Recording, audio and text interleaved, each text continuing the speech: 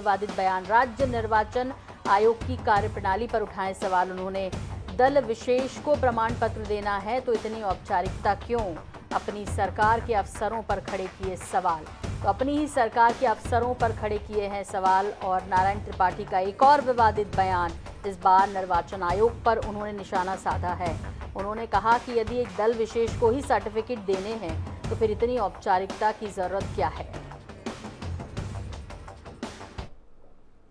मैं तो कई बार बोल भी चुका कि अब चुनाव नहीं कराना चाहिए। जिस तरह सदन में हाँ की जीत हुई ना की हार हुई, उसी तरह से यहाँ भी सिस्टम लागू कर देना चाहिए कि प्रक्रिया कर दें, औपचारिकताएं पूरी कर दें और सर्टिफिकेट एक दल विशेष को दे दिया जाए।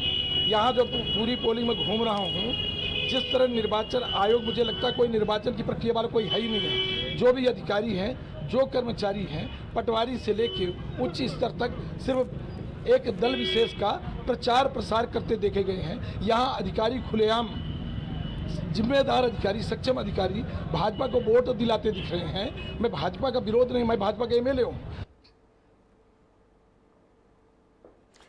तो मैहर से ये खबर है और हमारे साथ हमारे संवाददाता जुड़ रहे हैं। पुष्पेंद्र, आप यदि आवाज़ सुन पा रहे हैं मेरी, तो मैं आपसे ये समझना चाह रही हूँ दरअसल कि हालांकि नारायण त्रिपाठी का ये रिकॉर्ड रहा है कि वो जिस पार्टी में रहते हैं उसी पर सवाल भी उठाते रहे। पहले भी इस तरह के कई बयान दिए हैं, लेकिन इस बार तो उन्होंने सीधे निर्वाचन आयोग को ही निशाने पर ले लिया और कहा कि औपचारिकता की क्या जरूरत है यदि दल विशेष को आपको सर्टिफिकेट देना है जीत का। तो बिल्कुल आपको बताना चाहूंगा, मैहर विधायक आज वार्ड नंबर 1 पर पहुंचे हुए थे, जहां पर लोगों के द्वारा उनको बताया गया, हालांकि एक उसका वीडियो भी वायरल हो रहा है जिस पर भाजपा का एक प्रत्याशी है जिसके द्वारा मतदान केंद्र पर अपने वाहन को ले जाया गया था।